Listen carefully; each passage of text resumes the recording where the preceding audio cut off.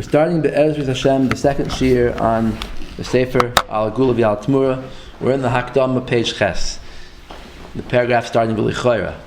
So just what he said before was that the Sefer is not written for Tzionim. He's not coming to convince them, because it says Dam Masha Tashli V'Apikoris. So Chazal say Hani Mili Apikoris Akum Al Apikoris Yisrael Kol Shekain Depakar Tvei. That if you answer back an Apikoris who is a Yid, then he's just going to become worse. So you're not allowed to answer him. You answer to a guy because a guy might be genuinely interested in finding out the truth about Yiddishkeit. Even if he's Apikoris, he still wants to know what you hold. He's not going to answer back. But a Jew who's not Apikoris, he's just going to be more of an Apikoris and more of a Rasha. So therefore, it's better not to answer them. So the Rebbe says, I'm not writing my Sefer for those kind of people. And I'm also not writing for people who are meshuchad, who are accepting bribes from the Zionists, who are benefiting from them. But rather, I'm writing for open-minded people who want to hear the truth. So now he says like this, haloshen kol shekain depakar tvei tzarich bir. That why Chazal say that the Apikoris is going to become worse after you answer him. Dahari bevadai mairi sheyashiv loy tshuva maspakas. Maspakas. What? Tzarich bir. He says it's talking that you're going to answer him a good answer. It says know what to answer. So we're talking already that you know what to answer, and still we're telling you don't answer an Apikoris Yisrael. And even if you're going to tell me that Apikoris is so stubborn that he's not going to accept what you say, why should he become worse? Okay? Rashi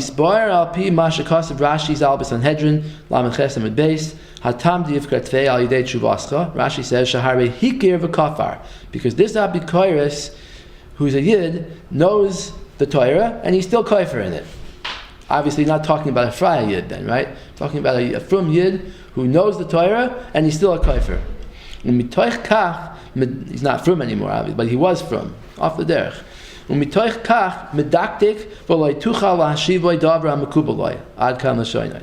because he knows the Torah, he's going to think about your answer, he's going to come up with an answer to your answer, he's going to come up with a rebuttal, and you won't be able to shlug him up. As we see, that's the Ma'asim B'chol Yoim. When you have people who are off the derech, you can't really convince them with proofs. You come to them with proofs, they're just going to argue back and think of more answers. I think there's an expression in English, so when a wise man argues with a fool, they both wind up sounding like a fool. Yeah? I heard that. Okay. But you see, they like to learn Reveal Moshe. Like, remember I told that professor, you looked him up?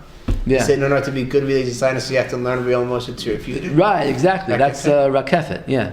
That's an exact example of what he's talking about. But I guess they don't pass like it. So they don't consider us apocryphal. Well, the Rebbe wrote, I'm not writing the Sefer for you guys, but Rakefet doesn't care. He read the Sefer anyway, right? So he doesn't consider us. Anyway, okay. And he's not the only, there are other ones who also... Yeah, that's true. studied Real Moshe. Yeah. And by the way, it's more than just that he'll Rashi says you won't be able to answer him because he'll always come back with something. It's more than that. It's that the pshat is like this. If an Apikoris never met, let's say, this big Talmud Chacham, let's say someone has the answers to all the kfir questions. Someone has all the answers to defend our emunah. And someone didn't meet with him. So he'll always be able to think in the back of his mind, if I would have met with that Rav or that Tzaddik or whatever, maybe he would have been able to answer me. So I still have a suffix in my mind whether I'm right. Once he meets with him and he goes away and he thinks, aha, I beat that Rav, I know I answered him, I asked him something that he couldn't answer, whatever. So it's the same thing with Zionism. Once someone learns Vayol Moshe and then he says, aha, I answered up everything, that's it, now I'm a real Zionist, right? Mm-hmm. So then, before that, he always had this fear in the back of his mind. Maybe, Satmar Rebbe was right. But now, that he read the Sefer, now he could say, aha, I'm a Zionist. Okay, anyway, let's see how he explains it. So he brings down this very scary Chovas Halvavos. Chovas Halvavos talks about how a person's own seichel could sometimes confuse him. He says like this,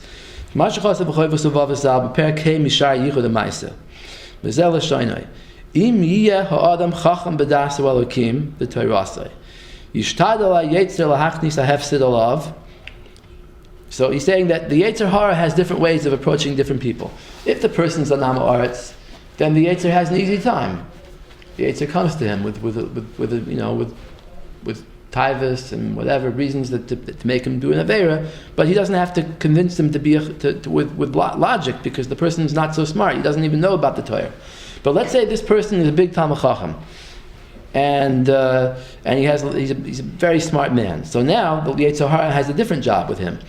So he says the Yetzer Hara will try to destroy him with arguments, with logical arguments. V'ashibush b'chachmasa, he'll make him mess up in his chachma, uv'maasehu, and in his actions, miderech hatayna v'haraya, he'll bring proofs against him, me'ezet tzad sheyuchal, from any place that you can bring proof. Mina muskal, from logic, v'akasuv, and from the Tanakh, v'hamukubal, and from anything that's mukubal, like Torah Sheba'al Peh. V'yavim moifis al mashi yorehu alav mina moifsim hamavhilim, he'll bring him proofs that are like amazing proofs. They sound like they're really true. They confuse the mind. Asher ein hakdomoisam amitiyos, but however their premises are not true. Like he'll get you with a false premise. You know what I mean? V'loi toldoiseihem mechuyavois, and the results of those premises are therefore not necessarily true. If your seichel is clear, your mind is clear, and you're able to think clearly about the proofs, and the way to be careful of false proofs, when things are said and things are disputed, you'll see the flaw in the Yetzer Hara's arguments. Then you'll know the truth, and you'll save your chachma from the having doubts and emunah. You save your own actions from being mixed up. However, if your mind is too weak to be able to defeat the Yetzer Hara's arguments, then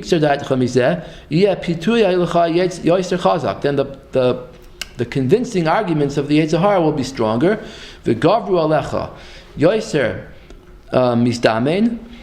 arguments of the Yetzer Hara will more powerfully overcome you and more often. And they'll rule over you. They'll surround you. Outside you and inside, in the open and in secret. Yoister nachutz. Because this is going to work better, because he's coming to you from the chachma, because this guy's the chacham. And he'll lead you on with proofs that you'll rely upon. And once he succeeds in convincing your logic, then he'll go away from you. V'yaz, meaning your logic will go away from you, your seichel will go away. V'yazor boy alecha, and now the Yetzer Hara will rely on your seichel, because you're relying on your seichel. So he'll say, now I don't have to do my job so much anymore. I'll let the person's seichel do the job. And because you're relying on your seichel, anything you don't understand. And he'll bring you down to the level where the emes is concealed. The Rebbe is skipping over a few words. The Chovos just says he'll first bring you down a level till you'll have a little bit of sheker mixed into your emes. Then he'll bring down more sheker. Eventually he'll get you to the level where the sheker is complete.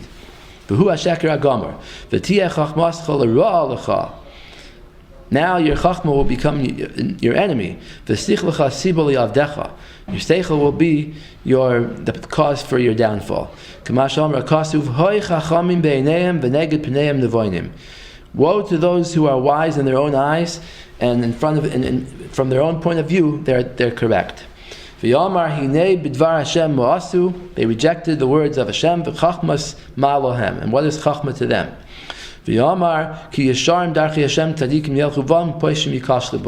The words of Hashem the ways of Hashem are straight.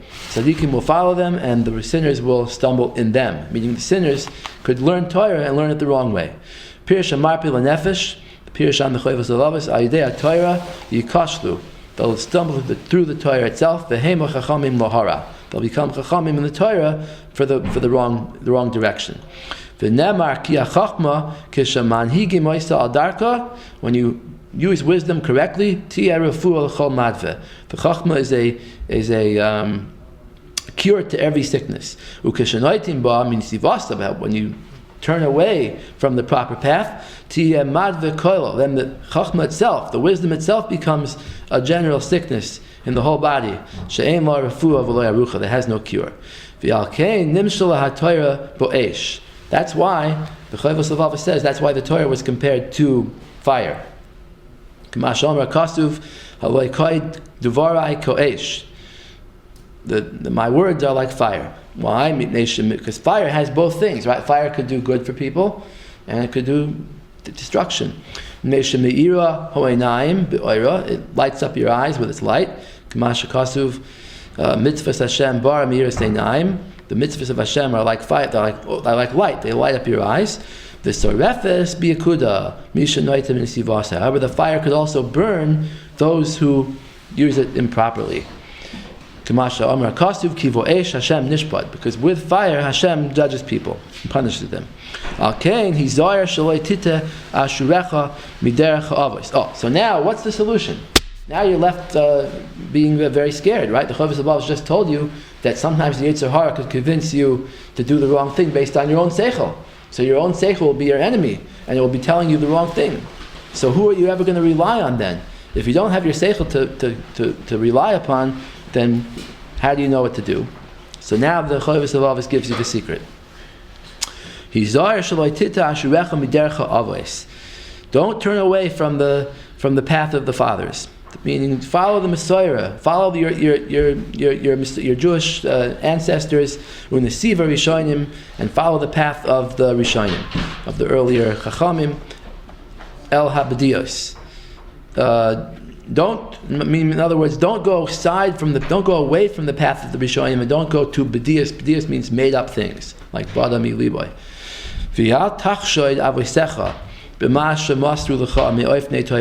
Don't suspect that your fathers were wrong when they passed down to you what's good for you and what's bad for you. Don't go against their own counsel. What they taught you. Why? There's nothing that you could think of that they didn't think of already.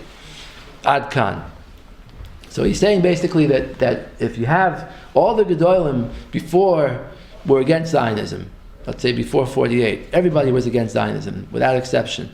Now, all of a sudden, you want to stay different from them. So, no, don't rely on your seichel. Rely on what the Avos passed down to you, and keep in mind that their way is the right way. And whatever you're thinking of now, you're thinking, oh, now it's better for Jews to whatever have a Medina. They thought of that too, and they didn't want to do it. The Ramban, Rashi, right, the Chovos Halavos, the Rishonim, the Rambam, they all thought of the idea of having a Jewish state, and they rejected it. So if they rejected it, we have to reject it too. Rashi also? I'm just saying, like everybody. No particular. I'm not saying particular names. I'm just saying everybody in the past thought of this already. So if they didn't do it, why are you doing it? That's really the biggest kasha on the Zionists, the religious ones. You tell me, religious Zionists will say, yeah, it's right according to the Torah to have a state. For a very long time, Jews didn't have a state. So there were a lot of great people then. Why didn't they make a state, right? Obviously, there's a reason. Okay. Let's go weiter now. The divrei Chovos Halavos elu noikvim biyardim chadrei vatan. These words of the Chovos Halavos should pierce our innermost bodies, meaning innermost mind, basically. V'yuvnu, and they should scare us. Like, who knows how far a person could stray if they use their own logic. V'yuvnu divrei Rashi zal mashkasav kol shekin depakar tvei. So now back to the Rashi in Sanhedrin. We said you're not supposed to answer not be koyres Yisrael because he's just going to become worse. How's he going to become worse? So Rashi says that sheyesh loy ratzon. He's paraphrasing now. Because this guy has a will, the hypocrite, to become bad, He already decided the derech that he's taking. He decided to be a Zionist. Now that he's a Talmid Chacham, he's going to use his skill in learning Torah to come up with proofs. You won't be able to answer up anything that he says.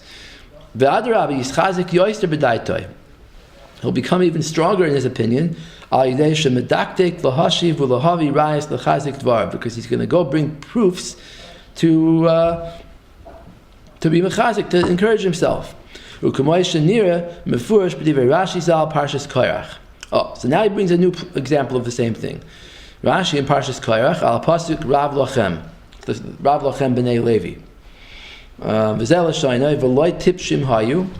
So what's going on there is Moshe Rabbeinu told Korach's people, you want to challenge Aaron for being the Kohen Gadol? I'll tell you what you'll do. Everybody Korach had 250 people, and he had Dasan and Aviram. So he said, take yourselves machtois, take yourselves shovels full of ketores, and come be makriv ketores and see what happens. And whoever Hashem chooses, he's the one who's the Kohen Gadol, and all the other people are going to die. Okay, so they took the challenge. They said, "Yeah, we'll do it." So Rashi says, "V'loy tipshim hayu." These people, why do they do it? Shkach Yisra. Moshe Rabbeinu warned them. Only one of you is going to come out of this alive. The kibul aleim, the kar. They were makriv the ketores. So Rashi answers, Eloheim chatu al nafshoisam. They were sinning on their own souls, meaning they were like suicidal. They gave up their own lives. Shenemar es machtois hachatoim ho'elu b'nafshoisam. Okay, so the question is, v'lichoyra adayin lo bir Rashi zal. Rashi didn't answer the question. Rashi asked a good question, right? He said, why did these people agree to the challenge when they knew only one of them was going to come out alive? Yeah? That was Rashi's kasha. And Rashi's answer is they were suicidal. They're chatoim b'nafshoisim. I don't know if the Rebbe understood it as being suicidal. I mean, maybe he understood it as being chatoim, meaning they were sinners. Okay, versteht sich, they were sinners, but the question was, they're not just sinners, they're tipshim. They're foolish. Why weren't they makabel what Moshe Rabbeinu said? They were sinners. Sinners is not enough to explain why someone should be so foolish. The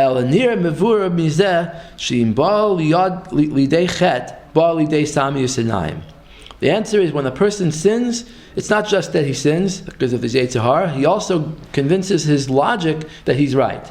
So he's blinded by his own desire to do the Aveira, and that blinds his logic and makes his logic crooked. There's no, it's an expression, no carpenter, no the son of a carpenter who can get him unlocked. In other words, take him out of his stubborn point of view. You can't even convince him of things that are complete foolishness, to leave behind as foolishness. And what was the foolishness of the people of Korach? They didn't think that only one was going to come out alive. Right? Moshe said, Aaron will be saved, or one of you will be saved, and the rest will be killed. They didn't hold that way. They held like Korach said. Korach said, Kol ho'eda kulam kedoshim. He said, everybody's holy. Everybody's right to be a Kohen Gadol. Korach really had two arguments that were kind of contradictory. One argument was, yeah, everybody's Kedoshim, but his other argument was, I'm the one. I want to be the Kohen Gadol, not Aaron. It was Gaiva, and it was Kina. So it's kind of a mixture of two different feelings here. So these people, schizophrenic? I don't know, but he had two different tainas that came to the fore, different words that he said. But here's the point. The point is that these 250 people who were makriv the carbon, the makriv the ketoris, they were tipshim because they didn't understand that Korach just wanted it for himself. They thought, okay, everybody's kedoshim, and they convinced themselves of that argument by their desire to rebel. Okay. No, Shabbat Esvi. Okay. V'kacha anu roim beinenu. So now we see the same thing today. She'elu ha'meshuchadim l'deyosehem shal tzionim. These people who are bribed, meaning that they're biased towards the Zionists, machmas eza siba, for any reason, she meaning that not only that the people who are Beshita Zionists, but even people who are, let's say, a Rav in a Zionist shul or Rosh Hashiva, these people that are completely like bought out by the Zionists, they depend on Zionists for income, and their followers are Zionists, they can't really go against it. So he says, Shalo yoel shum hesber. It won't help any explanations, b'divrei tam, any kind of logical reasons. You also say this in a video so you could have an answer for everything or something? The what? You could have an answer for everything? The Apikoros is going to have an answer for everything, yeah. Kol shekein depakar tvei, yeah. So he says, but here the Samach Mem is doing more than usual in this case. It's not just a regular case of Apikoros. Here the Samach Mem is mamish trying to blind everybody's eyes. That's and you're writing a book with that little boy in a Sanhedrin, and don't tell me that, my mommy never told me that. And when he says Shema Yisrael, Hashem Elokeinu, Hashem Echad, the story of the Right. So people were blinded by Avodah Zarah. Anyway, ki b'nisayon zeh talui kol gulasenu v'dus nafshenu b'vias Mashiach tzidkenu. He says that this state is blocking the coming of Mashiach. So the Samach Mem is trying very hard to prevent the state from going under. So in order to get more Jews on the bandwagon, he is helping the Zionists. And he's helping blind people's eyes that they should not realize what's wrong with Zionism. Avakol devarai. So therefore, what am I writing this sefer for? Avakol devarai ach lifnei oisan she'enam nitvasim mizerem ha'olam. Only people who are not affected by the trend of the world, and they're not affected by the power of the Samach Mem. They just want to know the truth. For those people, I'm speaking. And I'm hoping maybe this sefer will help for some of them. Just like he says in the Hakdama to Vayol Moshe, he wants to write the sefer, even if it's going to save only one person, it's worth it. It's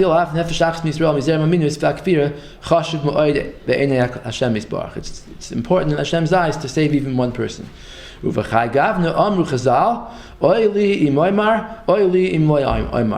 Chazal say on such a thing in Bava Basra Pei Tesam Beis. There's a Gemara there about the tricks that people could do with weights and with measures. And it says that if someone has a weight made out of wood, it's not good, and a weight made out of metal is not good, because these things could trick people. And then also the tool that they use to smooth out the top of the measuring cup has to be a certain type of tool, because otherwise he could trick people with it. And the Chazal give the exact reasons for and the exact types of tools that people could use to trick people, and then they say not to use them. So one of the Tanaim says there, Oy li im oymar, oy li im lo oymar. Woe to me if I do mention these tools and talk about them, and woe to me if I don't. Because if I do mention the tools, then maybe the tricksters and the ganavim will take my words and they'll say, hey, that gives me a good idea, right? But if I don't tell anybody, then the problem is that the same ganavim are going to say, no, the chachamim don't know what we do, they don't know our tricks, so they'll go and they'll do the tricks. So there's no way to get out of it. Either you're going to say it or you're not going to say it. V'hadar pashtu, and they came out in the maskana, oymar, that we're going to say it. Mehaikra, and the reason was because of the pasuk. Ki yesharim darchei Hashem tzadikim yelchuvam, poishlim yikashluvam. The ways of Hashem are good and straight, and the tzaddikim will follow them, the poishlim will stumble in them. So, in other words, you can't hold back Torah, you got to say Torah, and if somebody takes the Torah the wrong way, it's not our problem. So here too, if the rebbe will say the arguments in the sefer and the Zionists use it to become worse, so that's bad. But if the tzaddikim take it the right way and learn from it, then that's good. So since the maskan of Chazal is we say it, and we don't have to worry about what people are going to do with it, that some Zionists are going to walk into the bookstore and buy haGuela and read it and come to answer it up, like Rakefet, right? So if that's the maskana, so the Rebbe decided to write the sefer. Inside the sefer, I'm going to speak about this at length. The Rambam says, Soif davar, Ani ho ish asher kishitzikeyu ho inyan v'yetzer lo haderech v'lo yimtza tachbula l'lamid ho emes. So he says, if I find that I'm in a situation that I cannot teach the truth, sheba Allah of moifis, that I could prove to be true, Ella, I can only teach it in one of two ways. In one way. Kishayaos li'echad me'ula v'lo yaos la'aseres alafim sichlim. Schalim. That I can teach it in a way that's going to be helpful to one good person and bad for 10,000 fools. So what should I do? Should I keep quiet, or should I say the truth and help that one person and put at risk these 10,000 fools? So the Rambam says, "Ani boicher liyamroi liatzmi v'lo yargish b'gnus ha'am harav hahu." I decide, I do say it, and I don't worry about the 10,000 fools. I don't worry about them. This is really what happened. The Rambam wrote the Moreh Nevuchim, and a lot of people, he's calling them fools, but a lot of people were against what some things the Rambam wrote, and they came out against him. They burned the Sefer. So the Rambam said, I know that's going to happen. He was very well aware of it, but he said, I'm still writing the Sefer to help this one straight-thinking person. Do people still not learn it today? Good, but not for that reason. They don't learn it because they say Reb Chaim learned it and told other people not to. I think he told his son, Reb Moshe Solovechik, not to learn it, and Moshe Solovechik followed his command. That's what it's brought down. I don't know, just one example. Is it on the yeshiva? It's on the yeshiva bookshelf, yeah. So everyone learns it? It's on the shelf, but I don't think too many people learn it because it's not too. The arguments, the philosophical arguments that he brings are not really well known today. They're more Aristotle's type arguments, so that's why people don't really get much out of it. On it? Not that I know of. Okay. I'll save rather that one person from the difficulties that he's in other words, the sfeikus and the munah that he has. I'll enlighten his problems. I'll help him until he gets better and he's healed from his doubts and the munah. Satmar doesn't learn to do that. I don't know.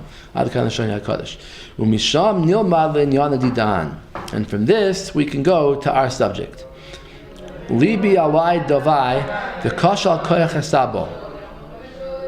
So now to our subject of Zionism. He says, the Rebbe says, my heart is pained and aggrieved. V'kashal koyach hasabo, and I have no koyach to bear it anymore. Lirois mashi higia elenu b'matzav anoyer shel ador ha'achroin ikva de Mashiach. To see what has come upon our generation. Asher mizeh pachtu Chazal. This generation before Mashiach, Chazal were very afraid of the ikvus of the Mashiach. They call it the Chevlei Mashiach. V'haya mehem she'amru. Some of the Chacham said, Yesei v'lo yachminei. Let Mashiach come, let me not see him. Hashem Yisbarach. So, and why? The Rebbe is saying pshat because before Mashiach comes, right? Yeah. Before Mashiach comes, there's going to be wars and things like that. But besides that, there's going to be tests in Emunah, like the test of the Zionists. Hashem Yisbarach yirachim aleinu v'yitim lanu koyach v'oimetz lisbol. Hashem should have mercy and give us koyach to bear it. V'lamoid ala mishmer ad asher yisamchenu ki mois nisanu, until the time comes when Hashem is going to make us happy, like the days that He made us in pain. V'vias Mashiach tzidkenu b'mheira v'yameinu amen. V'hinei b'derech klal hamamit. So now he starts into the subject of Zionism itself and the war, the 6-day war. V'hinei b'derech klal hamamin be'emes b'Hashem yisbarach u'v'toyrasa ekdoisha. By the way, they chose the name 6-day war because they wanted to brag about it, because they wanted to say, look how fast we won the war.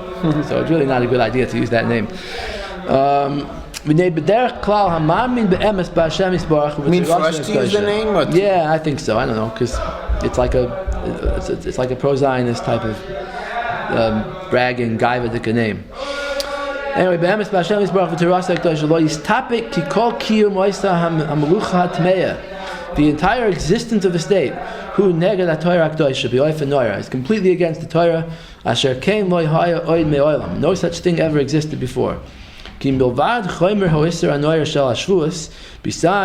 the terrible isser of taking a state before Mashiach comes, of the Shavuos, shaloi likach melucha koyin b'yas Mashiach shehu b'yahar v'al yavor, which is something that you have to give your life not to do. Kasher yispar heite b'sifri akatan v'yol Moshe.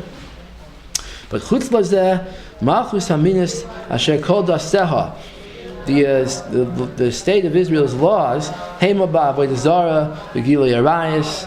The laws condone avodah zara and they condone gilui arayis, uminus ukfiris va'akiris hadas, denying the Torah and uprooting the Torah. How come doesn't say Sivchas Tomen? Yeah, I don't know. It's a good question. Did you say how many babies were aborted since 1948? I don't know. Rebbe Victor Miller has a piece on that. Was it more than 6 million? I don't know, but it's a lot. It's not more than 6 million, but it's more than the number of babies killed in the Holocaust. Oh wow, really? I think so. I think Rebbe Victor Miller has such a thing somewhere. Really? I forgot what it is. That's good to do. Anyway, so v'yein safek. Wait. Bevadai shelo yuchal lahamin ba ela hakofer b'chol Torah kula. So it says, besides the fact that any Jewish state, even a religious state, is austere, but even besides that, even if someone doesn't want to agree with that, but this state has laws that are against the whole Torah, and therefore no one could believe in this state unless he denies the Torah. V'ein safek she'ein heter b'shum oifen avur kiyum kol oisam lucha tmei li'abed af nefesh achas m'Yisrael. So now he goes to the next step. You're going to tell me that you have a choice. Let's say, for example, let's say the Arabs were about to attack, or there was some dispute with them, but you could settle it without a war, and give up the state. So, b'vadai ein safek, even if you hold the state, there's no safek, there's no doubt that you can't give up one Jewish life in order to have a state. So he's going in order here. First of all, the state's awesome no matter what. Second of all, it has laws that are against the Torah. Third of all, even if you're going to reject number one and number two, and you're going to hold of the state, you're going to be a Zionist, but who said you're allowed to give up even one Jewish life to save the state? It says, "V'chol atzaros v'al milchamas ha'ayumos she'avru al Yisrael shama ha'yarak b'shvil kiyumam shel oisam lucha." That all the bad things, whatever happened, whatever people were killed during the Israeli wars, and whatever terrorism happened, is all because of that state.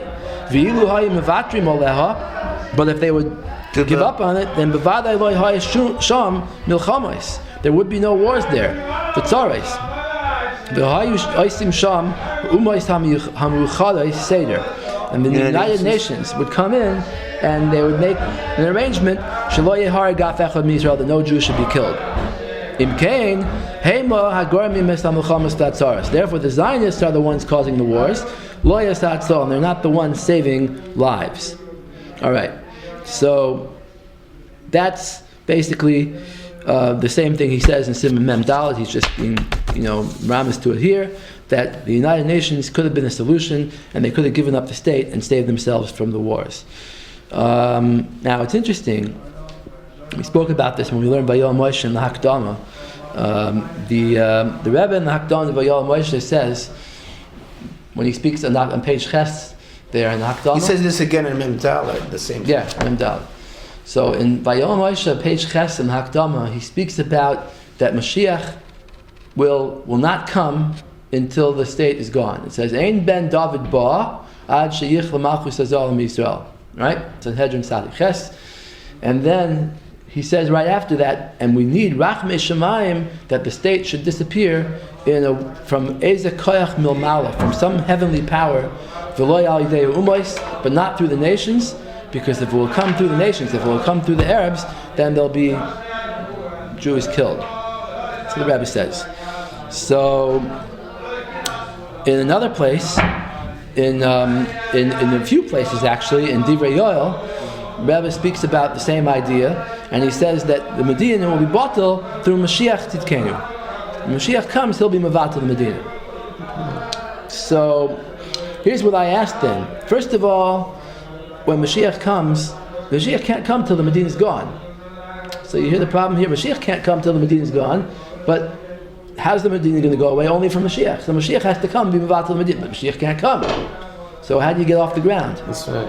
This is the problem I had with it. So then, when we learned it, mitoich hadoichak, I had no other answer. I said maybe the Rebbe was chayzer. I found one of the Divrei Yoels was written in 1956 before Vayol Moshe. So I said, well, maybe then he held it was Mashiach, but later on in 59 when he wrote Vayol Moshe, then he said, okay, Mashiach can't do it because he can't come. So therefore, it must be koach milmala, some other power of Hashem. But chayr, that's not a good answer, because if you look around, you see the different Divrei Yoels are not all written in 56. There's a few of them. There's a Divrei Yoel Parshas Boy, a Divrei Yoel Parshas Balak. There's a bunch of Divrei Yoels. I believe Parshas, I can't remember what it is now, but there's a few Divrei Yoels. So the question is, and even in the Dibros Kodesh from Tafshin Chav Zayin, which is for sure after Vayol Moshe, which is on the same year as he wrote this sefer, there he also says Mashiach will be batal Medina. Chidush Torah? It's called Dibros Kodesh. But what's Chidush Torah? Chidush Torah is I think it's from different years. I don't know what the difference is, but some of them are from the 50s, some of them are from the 60s. But the point is that you can't say my teretz. So I'm leaving with the tzarech. Now here's the thing: you have to say that maybe Mashiach coming will be two stages. There's Bias HaMashiach, the appearance of Mashiach. Like the Rebbe says in Vayol Moshe Siman Mem, that Mashiach is going to come even if the Yidden don't do tshuva, but the Geula will only happen with tshuva. It says, Ein Yisrael Nigal Imel b'tshuva. So it means Mashiach might come before they do tshuva, but then when they do tshuva, then he'll do the Geula. So same thing over here. There could be two stages in Bias HaMashiach. First, Mashiach will come to be Mevatel the Medina, but then he won't actually do the Geula until the Medina is gone. That's what you have to say to answer up that stira. Because people say the Rebbe in Vayol Moshe also met Mashiach. Mashiach can't come. The answer is he'll come to be Mevatel it. The only question I have is then, if Mashiach can't come until Medina is batal, but you're seeing that he's the one to be Mevatel it, he could come. So in what way is the Medina holding up Bias HaMashiach? You know what I'm asking now? Mm-hmm. That's a different question. How is the Medina stopping Mashiach from coming? Because Mashiach can't come while there's a state, because Ein Ben David Ba, but if Ben David is the one to be Mevatel it, he could come. He could come and be Mevatel it. So how is the Medina stopping him from coming? So that kasha I'm bleiben tzarchin right now. And then the other kasha that people ask is that in this sefer haGuela, in two places, we just saw right here one of them. He says that the United Nations is going to take care of the problem, and in Siman Mem Dalet, he's saying United Nations. So why did the Rebbe in Vayol Moshe not say the United Nations? You hear? Yeah. Yeah. So on that, the teretz has to be that he's saying if the Zionists would let the United Nations, if the Zionists would have a little seichel and they would value Jewish lives, they would call on the United Nations to help them. But since they're not going to do that, we know, you and I, everybody knows that the Zionists are not going to call the United Nations. That's the last thing they're going to do. So the United Nations helped them in 47. They're grateful for that. But after that, the United Nations is in the garbage. So they're not going to call them. So you know that the Medina is only going to be bottled through Eisa Koyach Mumala. The other thing I always add on about this Koyach Mumala thing is that today we see what the Koyach Mumala is. Hashem is preparing the solution to the Medina by the demographic solution. Everybody knows that pretty soon the Arabs are going to outnumber the Zionists. So anyway, let's go on. So the other thing that I wanted to say over here is on this thing the Rebbe says at Taina that even if you're a Zionist, but one Jewish life is for sure worth more than the state. Yeah? So Yosef B solovechik, they say in the Nefesh Harav, by his Talmud, Hershel Schachter, he brings that he tried to answer this kasha. He said, Satmar Rebbe has a good point. Even if you're going to be a Zionist, but Jewish life is more important than the Medina, right? So what's the pshat? So he said, listen what he said. He said that there's a din that you can be Mechal Shabbos, and Shin Vav, the Ramah brings, you can be Mechal Shabbos to save someone from Shmad. So he says, saving from Shmad has a din of Hatzalah, of Hatzalas Nefashis. So Mimela, if Shmad has a din of Hatzalas Nefashis, so then you could put someone in a suffix sakana to save someone from a badai sakana. There's a halacha, according to some Rishonim, if you see someone drowning, and they're for sure going to drown if you don't save them. And you have a suffix if you can save them. And if you don't save them, you might drown yourself. You're not sure if you know how to swim. So you can jump in to save the guy from drowning, even though your life will be put at stake. Or like an epidemic is a good example of that. Reb Chaim, they say Reb Chaim used to go during the epidemic and try to save people's lives, even though his own life would be in danger. Okay. So Reb Chaim Brisker, yeah. So Yosef B is an anecdote of Reb Chaim Brisker. So he said, you see that you could put yourself in a suffix sakana. The Israeli soldiers could go to war, put themselves in a suffix sakana, and save people from Shmad. How is the Medina saving people from Shmad? Sounds like the exact opposite of what we know.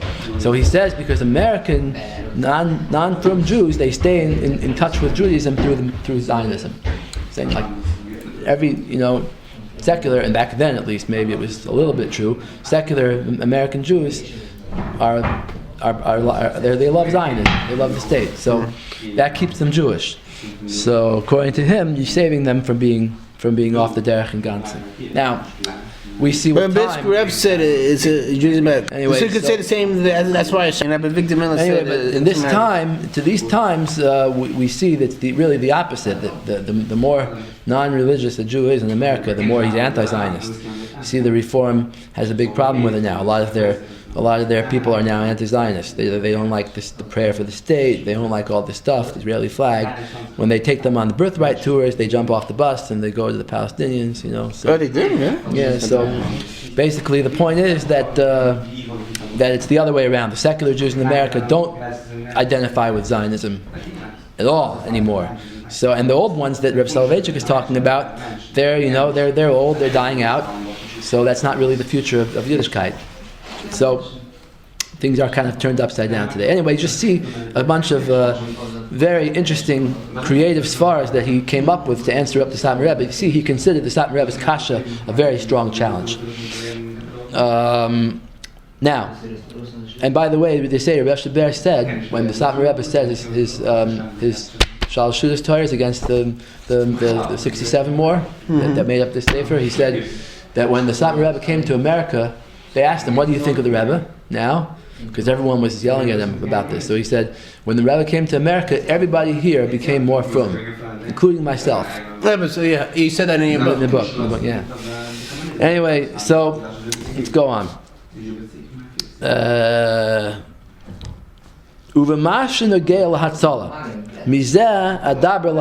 I'm going to speak later on about whether they saved anybody during the war. Even according to them, that they want the state to exist. Even there's no reason for them to go so extreme and go fight with the nations of the world. This causes terrible things to happen, causes the death of Jews.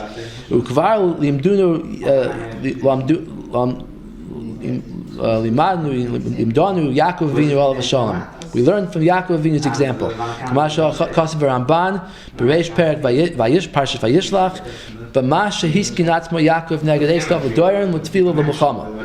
That we know Yaakov prepared a gift, and he prepared with a tefillah, and he prepared with war. The Ramban says, this is a lesson to the future. Everything that happened to Yaakov Avinu with Esav, it will happen to Yaakov Avinu's sons, his children, his descendants, together with the descendants of Esav. We have to follow the example of Yaakov Avinu. We have to prepare ourselves for the same things that he prepared himself for. We have to do the same things. Now the Ramban explains. Okay, yeah, that's the same thing today. And gifts, which is also the same today. Now he says, I'm sorry, where is it? I'm at the bottom of page Yud, going on to page Aleph. Drone is a Greek word. Yeah, okay. You know, like Theodore Herzl means Theodore means like gift of God. Yeah, okay. Ula hatzala b'derech milchama livrayach ulinatzel. He says to save ourselves with war, to flee and take refuge. Ad kan l'shoinai. So we always have the question how to read this Ramban. Where's the comma? It says lahatzala b'derech milchama, comma, meaning to fight a war, and or livrayach ulinatzel. Or is it lahatzala b'derech milchama, colon, meaning what's milchama today mean? Today milchama just means livrayach ulinatzel. That was always my suffix how to read the Ramban. But let's see how the Rebbe reads it now. Hine, tire b'masha kasev she'af be'es ha'achreach. Even at the time when it's necessary, she'iyeh b'derech milchama, that you have to fight a war, siyem, the Ramban finishes off, livrayach ulinatzel. To run away and take refuge. Why? The chol titzteki, the f shalasoi shaloi lilchaim. Any methods or approaches that you could do not to fight. Any way you could get out of fighting, afal yidei bricha, even if it means running away, mechuyev lasois. It's better to run away. That's the best survival technique for a Jew. Zulas b'she'iyav shebini nacher, unless it's impossible in any other way. The way he's learning the Ramban is he's learning lahatzala b'derech milchama. I guess he's learning colon livrayach ulinatzel, that milchama means today. Be'ikr it means livrayach ulinatzel, but he's leaving open the possibility that sometimes it might be necessary to fight. And we'll see more about this later. The Rebbe really did hold that there are times when you have to fight in self-defense. Okay, Yaakov Avinu b'vadai haya b'koichay lahapil es Esav v'anashav. Yaakov Avinu had the ability to win against Esav. V'har b'yoyster mizeh asta nisim v'niflois. He won other battles with nisim v'niflois. He won Shechem. His sons beat Shimon and Levi beat Shechem. Right? Afa pichein hirba b'hishtachavayos v'doyer Esav. He instead. It was wrong for going to Shechem. No, it was what? He was wrong. It was wrong, but just showing that they were able to do it. They were able to do it. But he didn't use that method. He could have used it, but he didn't. He did bowing down and scraping by Esav's feet, v'doyer noisav, and sending out gifts. He wanted to turn over Esav's heart, that he shouldn't be angry, so that he shouldn't have a war. To teach us the way for the future that we should follow. But the Zionists, they do the exact opposite. They completely ignore this example of Esav, of Yaakov and Esav, and they fight against the Umais as like a lechatchila. That's what they want to do. They're more interested in war than they are in reconciliation. Umafkirim damam shel Yisrael, and they like to go and sacrifice Jewish blood. It's interesting. Yaakov Shapira said, one of his shiurim also, he said that the pshat in the Zionists is that they're like the Rambam. The Rambam says when you want to get away from a midah ra, you go to the opposite extreme, right? You go to the opposite extreme. Let's say you're a big balgaiva, so you go to anova, or let's say you're angry, you go to the opposite of anger all the time, right? Calm and whatever. So the same thing, the Zionists did the opposite. They don't want to be Jews. Like Jabotinsky said, take a Jew and imagine his opposite, that's a Zionist, right? He wanted to be the opposite of a Jew. So because the Zionists were so ashamed of the Galus Yid, and they wanted to do the opposite, that's why they became people that B'davka they look for war. Not just that they sometimes fight war. Yeah, all countries once in a while will fight a war. But the point is, the Zionists, they've had like 10 wars since they started. How did that happen? Because they're constantly looking for war. Especially in the 67 war, they had opportunities to make peace. The Americans told them that they have no evidence that the Egyptians are about to attack. Right? They were also busy in Yemen. They were busy fighting a civil war in Yemen, the Egyptians. Yeah, the Yemeni civil war. There was no proof, and still the Zionists wanted a war. Okay, and they made a whole tumult as if it's a danger, as if the Egyptians are about to attack and they're going to destroy the whole Eretz Yisrael and all the Jews and everything. They made it all like, extreme, just to make it look like they had a right to go and preemptively attack. He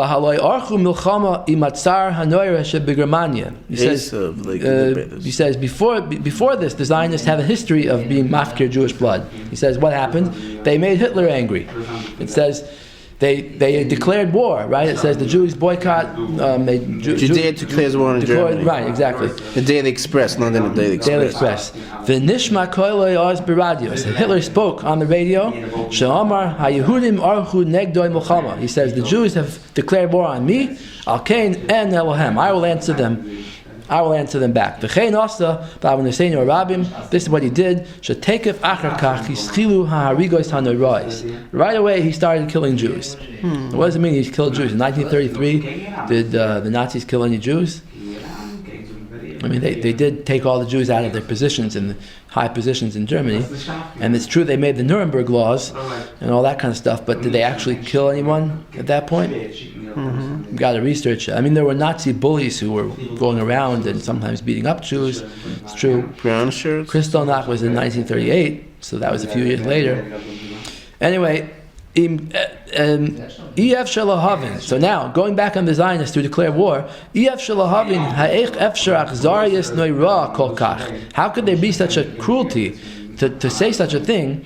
B'yoidam shechelik gadol miklal Yisrael. They knew that a large proportion of Klal Yisrael was tachas yadai, was under Hitler, or under the European countries that he was about to conquer. V'heim lo yuchlu lasos b'zeh mehuman. They have no way to save them. So these people were sitting in safety in England or in America and declaring war on Hitler, and at the same time, the people that stood to lose from this, they couldn't do anything to save them.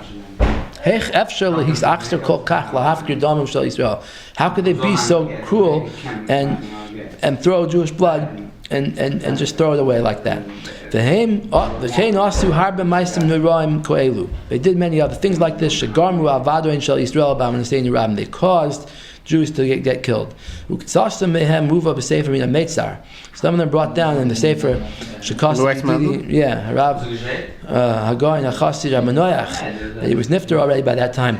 Michal Doiv all of a shalom. He was a very good friend of the Rebbe,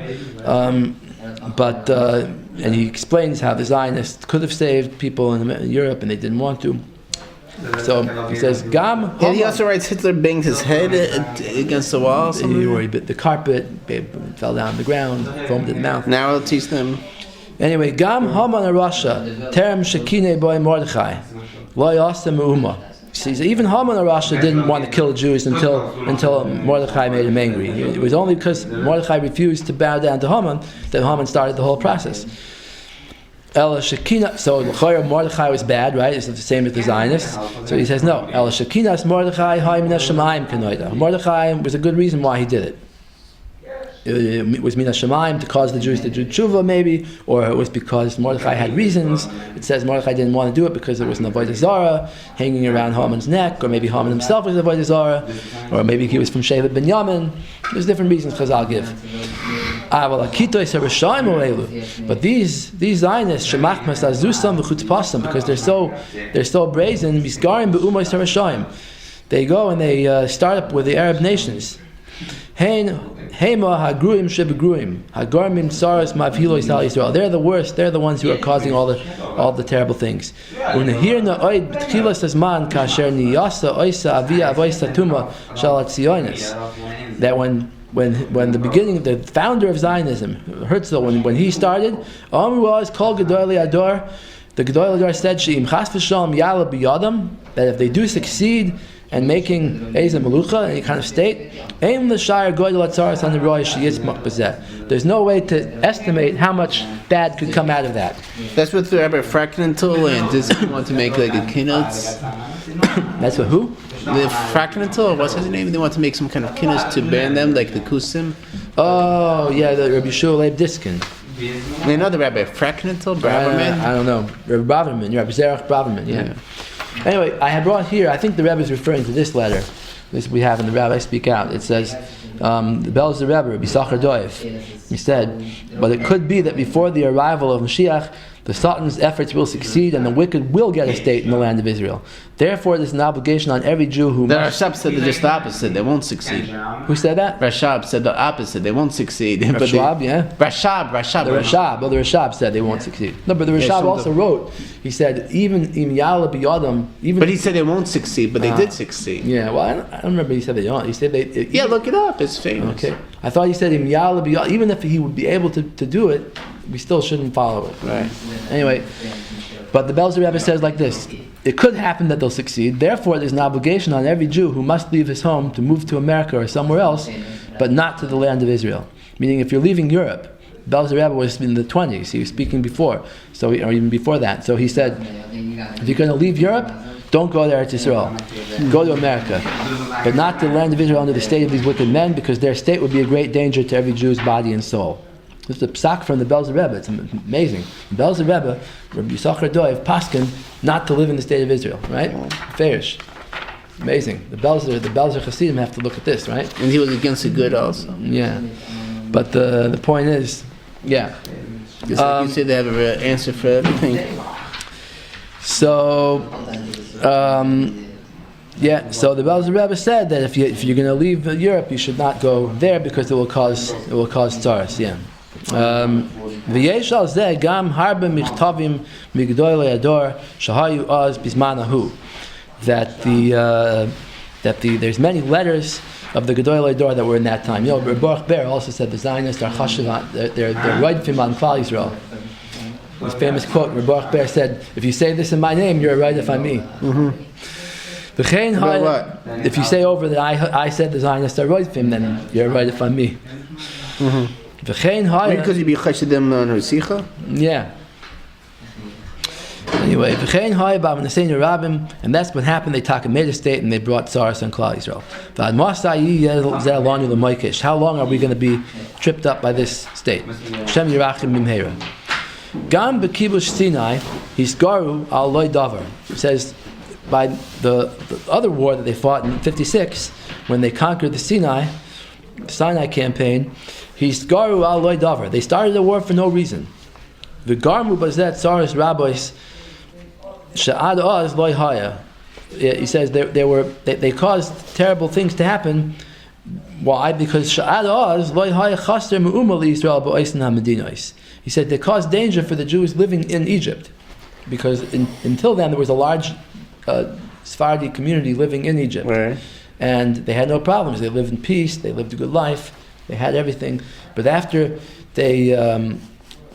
they attacked Egypt in Sinai, in the Sinai campaign, then the conditions became worse, and those Jews had to leave Egypt. So they had a terrible result of this war.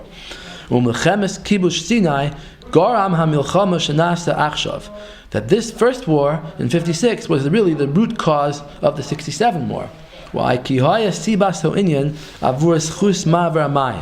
the reason for the war of the 67 war was all over the Straits of Tiran, right?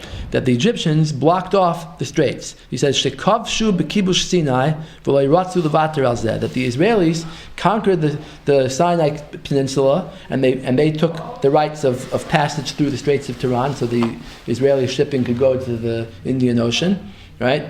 And then they had to go back. The America and Russia told them they have to go back, right? The UN condemned the whole attack, and they had to leave behind everything that they conquered, but they didn't want to be mevater on the rights to go through the Straits of Tiran. So what happened? They put the UN expedition forces there to block the straits, so the Egyptians shouldn't have the right to stop shipping.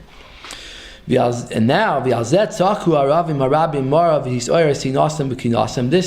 right of the Israelis to use the straits made the Arabs angry, and eventually Nasser came and expelled the UN forces and put his own forces there and blocked the straits. And that was the reason for the war. So basically, he's saying you can trace back the 67 war to the 56 war. So now, it's kind of ridiculous. People think that the whole 67 war was Hatzalah, and they saved the whole Jewish people from destruction. It was danger, and everyone was dying. It's not true at all. It's all over the water. The whole thing that was fought over was whether they have a right to use the straits. He's using this whole thing, and he's blinding the eyes of Jews in the world. There's many Jews who think they thought it was an important war. They had to fight it. They thought the Arabs are coming to kill every single Jew. It's not true at all. The Samach Mem is confusing people, and they're not looking at the history behind it. He borrows the lashon of Rosh Hashanah. The Gemara says that on Sukkot, Hashem judges for the water. So the same thing, they were nidoin, they were fighting over the water.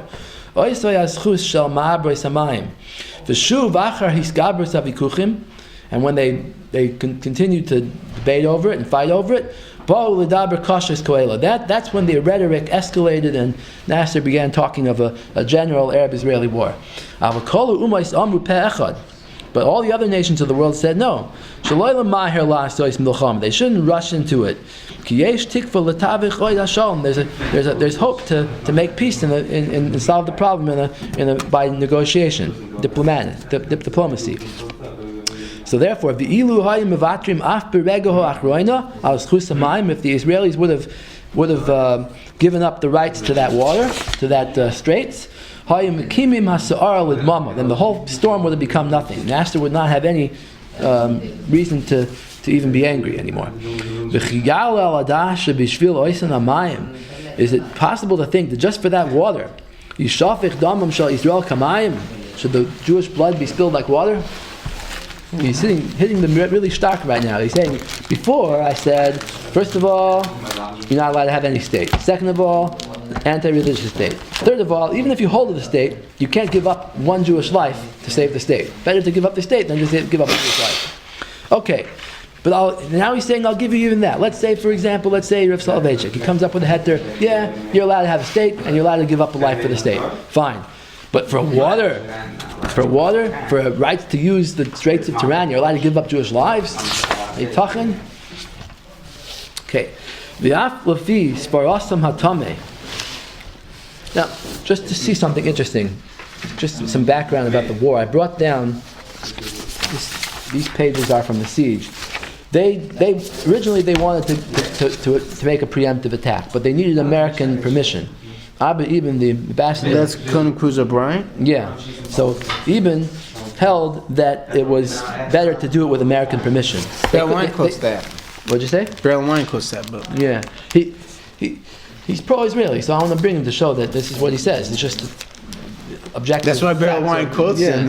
I know, but I'm just saying, like, you see, even from his point of view, he's saying clearly that when they went to do the war, they could have done it on their own, but they would have had America angry at them, and they were afraid they would have to give up whatever they conquered, just like they gave it up in 1956. So they wanted the Americans to agree. So they went to Johnson, and they went to the Secretary of State, Dean Rusk, and they wanted them to give the green light. So originally, they said... How come Satmar Rebbe doesn't talk about the U.S.'s liberty? He didn't know? Yeah, I don't know. So the first thing that they got from the Americans was, yes, the Americans are in favor of the right of passage through the straits. And Nasser closed the straits, and we're against that. Yes, they're on the Israeli side. But the question was that the international community, maybe they could put together a UN force of ships to open the straits. So it says, Johnson talked of an international naval escort to be set up by the maritime powers which would reopen the straits. So Johnson didn't want to have a war. He said, let's try to solve the problem with an international force. So, and the famous word Johnson said was, Israel will not be alone unless they want to be, unless it decides to go alone. May 26th. By the way, the war was June 5th, so this is like 10 days before the war. So they didn't start because they didn't want to do it without American permission. But by May 31st already, the Dean Rusk said the United States is not at this time planning any separate military activity in the Middle East, only within the framework of the United Nations. And since the United Nations was not going to put together any such naval escort, therefore Rusk said, someone asked the question, is it okay for the Israelis to start an attack? So Russ said, I don't think it's in our business to restrain anyone. So that was the key words, and at that point they realized, yeah, we can do our preemptive attack. Now in the book 6 Days of War by Michael Oren, he says an interesting thing here. He says, at his next round of talks with Defense Secretary Robert McNamara and General Earl G. Wheeler, the chairman of the Joint Chiefs of Staff, Eben again played down his government's instructions. He listened as Wheeler and McNamara explained how the IDF would win the war in 2 weeks, even if attacked on 3 fronts simultaneously, 1 week if Israel shot first. In its training, motivation, and communication, Israel was vastly superior to its foes and had nothing to fear. Then he adds on, if Israeli intelligence has information on Egyptian attack plans, it had better reveal its sources, the Americans said, otherwise they had no basis for preemptive action. So the reason why the Americans were against preemptive action is because they said, look, they're going to win anyway, the Zionists. They're going to win either way. The question is, they're going to win faster with less casualties if they fight first, right? But if they don't fight first, if they let the Egyptians attack first, then it's going to take a little longer. So they said that there's no justification for a preemptive strike unless you know that the Egyptians are planning to strike. So they said, where's your intelligence? Where's your evidence that they're planning to strike? And in fact, there was no evidence. They weren't planning to strike. Nasser was just bluffing. So that's really the story of things. The Israelis wanted a quick war. They wanted to win decisively, and they wanted to make it easier for themselves. But really, they didn't have to fight any war. If they would have waited for Nasser to attack, no attack would ever have come. So that's really what he's referring to here. That you're not going to make a war just over water. Kind of as far as that. Okay, now v'af lafi svarasam hatmeya. Even according to the Zionists' opinion, she'amru b'zeh she'ein laharich b'divrei hevleihem. That we said we don't want to speak too much about them. Ki al kapanim zeh vaday she'al smach svara ein lishpoich damim shel Yisrael. So basically, he's saying even if you're going to say that for a state you could say give up Jewish lives, which is like Yosef B said, but he's saying over here. It's just for water. Of course, no one's going to say "bim shayfich dam." They at least should have tried first, even if they're going to give up lives for water. But they should at least try levater al kacha linatzim in al even if they should try to reconcile themselves, to give up something in order to save from the war. Even if it was a possibility that they could save themselves from the war. Should try to do anything possible not to give up lives. He says,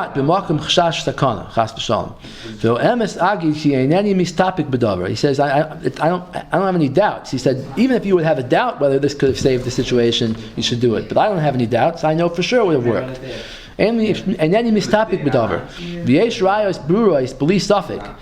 There were proofs that have no doubt about them. If they would have given up the rights to the straits, there would not have been a war. I don't want to speak about it too much. There's no end to politics, to political talk, and there's no real difference.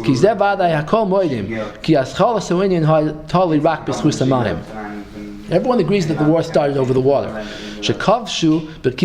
That they conquered earlier and in 56. Poetically, he says the water was the one that started the fire of the war. These are the main meriva, the waters of dispute. These both sides are Rishayim, the Zionists and the Arabs.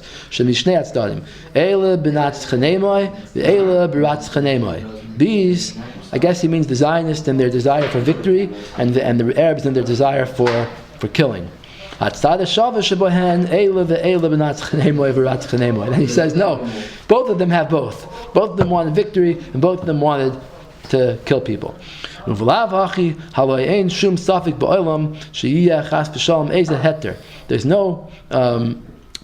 no suffix that we have no right to give up any Jewish life for the existence of the state. But besides that, he's saying that it's not the existence of the state that was at stake, it's just the rights to the straits. Okay, Umavur begemar psachim daf kuf yches bizar amim kravoy sech patzu. It says he scattered nations. They wanted war. Mi garam lahem liYisrael sheis pazru bein umois. Who caused the Jews to be scattered among the nations? Kravoy shahayu chafetzim bohem. It's only the wars that they wanted. The cost of Sham. Hamarsha Zal, Marsha explains, Pirish Rashi, B'Sefer Tehillim, Lashon Kravos and Mulchamas. Kravos means war. Dahainu b'Mikdash Rishon, in the first temple period, Ilu Hishlimu im Nebuchadnezzar, if they would have made peace like Yirmiyah Navi wanted them to do with Nebuchadnezzar, well, Galu Klal, they wouldn't have gone into exile. V'Yoyster b'Mikdash Sheni, Ilu Sham Pritze Israel Rabbi Yochanan ben Zakkai, L'Cham Shabador, if the Biryonim would have listened to Rabbi Yochanan ben Zakkai, they wouldn't have made a war against Rome. And they would have made peace with Titus. Like Galu, they wouldn't have gone into Galus.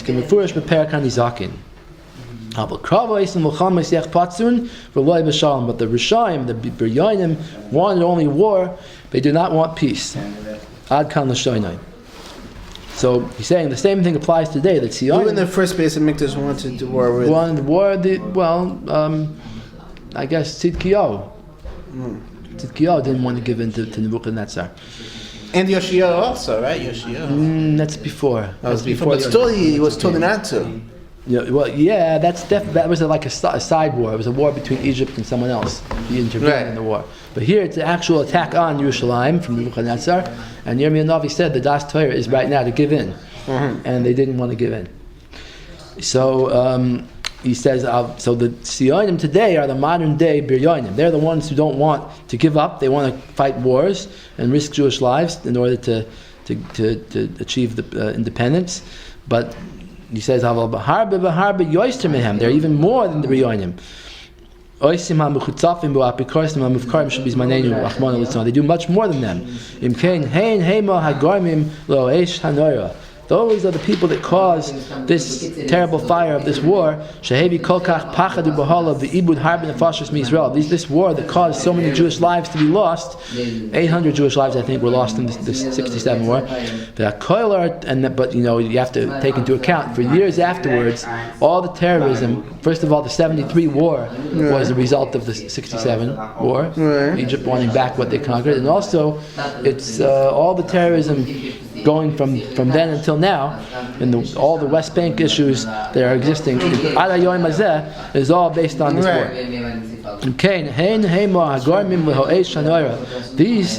These Sionim are the ones who caused this fire.